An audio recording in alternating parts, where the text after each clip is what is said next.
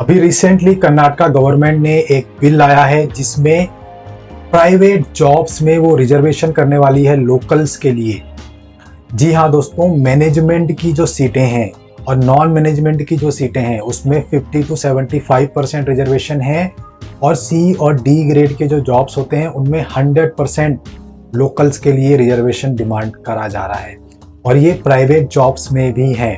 तो जो major city है, जो आपको पता है बेंगलोर में जो है मेजर आईटीज कंपनीज हैं, तो उन सारी कंपनियों को ये बोला जाएगा कि आपको एटलीस्ट 25% to 50% लोकल्स का सिलेक्शन करना है। तो आप मुझे ये बताइए, जो भी बेंगलोर में रहते हैं और आउटसाइडर हैं, मोस्टली जो आईटी में काम करते हैं वो पूरे इंडिया से कहीं कहीं से आते हैं वहाँ पर काम करने, और मोस्टली वहाँ पर सेटल्ड हो जाते हैं, वहाँ पर रहना शुरू कर देते हैं। तो क्या इस बिल के आने से कुछ चेंज होगा एनवायरनमेंट में, कंपनीज के जो है पॉलिसीज में, क्या इसका इम्पैक्ट पड़ने वाला है? क्योंकि मुझे इसका एक बहुत मेजर इम्पैक्ट दिख रहा है। जॉब्स में तो मेजर इम्पैक्ट होने वाला है, और जो वहाँ पर रियल इस्टेट है, जो वहाँ की इकोनॉमी है, उन पे भी एक बहुत बड़ा इम्पैक्ट आने वाला है। क्योंकि जो भी इन्वेस्टमेंट करने वाला था अपना, सपोज करो कोई फ्लैट लेने वाला है, कोई घर लेने वाला है, किसी भी तरह का इन्वेस्टमेंट करने वाला है जो कर्नाटका गवर्नमेंट से रिलेटेड है, वो अब नहीं करने वाला है। क्योंकि जब वो वहाँ रह नहीं सकता, वहाँ जॉब कर नहीं सकता, उसकी जॉब कभी भी गवर्नमेंट के रूल की वजह से निकल जाएगी या चली जाएगी, तो वो वहाँ पर इन्वेस्टमेंट करेगा क्यों? आपको ये समझना है।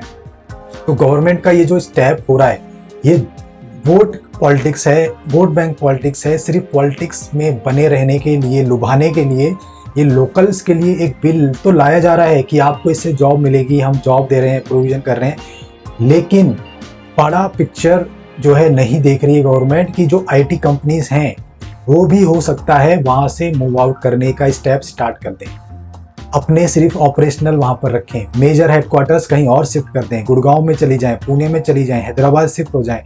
कुछ भी स्टेप्स कंपनियां ले सकती हैं जिसका बहुत बड़ा नुकसान बेंगलोर को और कर्नाटका गवर्नमेंट को हो सकता है। ये बहुत हायर ऑर्डर थिंकिंग है जो गवर्नमेंट को करनी चाहिए। ये सिर्फ एक छोटी पिक्चर देखकर कि हम इससे वोट पालेंगे, लोकल्स को जो है रिजर्वेशन देकर हमारा पूरा वोट बैंक जो है आ जाएगा, लेकिन आगे का क्या? इसमें जो लेयर होती है कि आगे जो साइकिल चलेगी, जो ये चेन बनेगी, उसका एंड रिजल्ट क्या आने वाला है? एंड रिजल्ट यही आने वाला है कि जो मूव करने का सोच रहा था बेंगलोर में या कर्नाटका में वो नहीं करेगा, जो जॉब कर रहा था उसको डर लगने लग जाएगा, जो अपने इन्वेस्टमेंट करने वाला था वो करेगा नहीं, जिसने कर दी है वो सेल करने की सोचेगा या वो कुछ और डिसीजन लेगा।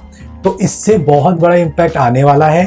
जॉब मिलेगी या नहीं मिलेगी, वो परफॉर्म कर पाएंगे लोकल्स, नहीं कर पाएंगे, वो एक अलग मुद्दा है, लेकिन इसने जो लिंक्ड इकोनॉमी है कर्नाटका की वो हिला दी है। और अगर ये बिल पास हो जाता है तो आप समझना आगे आने वाले 4 से 5 साल में आप इसका मेजर इम्पैक्ट देखेंगे पूरी, और हो सकता है इसका काफ़ी मेजर इम्पैक्ट दिखेगा। और इसका फ़ायदा मैं कहूँगा उन स्टेट्स को जाएगा जहाँ पर आईटी कंपनी ऑलरेडी हैं। हो सकता है अब वो वहाँ पर और ज़्यादा अपने हेडक्वार्टर्स खोलना शुरू कर दें, बहुत ज़्यादा हायरिंग वहाँ पर वो लोग स्टार्ट कर दें करना दूसरे स्टेट्स में। तो यहाँ पर आपको ये फ़ायदा दूसरे स्टेट्स में भी दिखेगा, जैसे गुड़गांव, जैसे पुणे, जैसे आपका हैदराबाद, चेन्नई, ऐसी लोकेशंस में आपको इसका फ़ायदा होते हुए दिखेगा। आप अगर बेंगलोर में हैं और आप आउटसाइडर हैं, वहाँ काम कर रहे हैं, वहाँ इन्वेस्टमेंट करके रखा है, आप मुझे कमेंट करके बताइए कि ये जो स्टेप्स कर्नाटका गवर्नमेंट ले रही है इसका इम्पैक्ट और आपको क्या दिख रहा है। मुझे आपके कमेंट्स का इंतज़ार जरूर रहेगा। Thank you.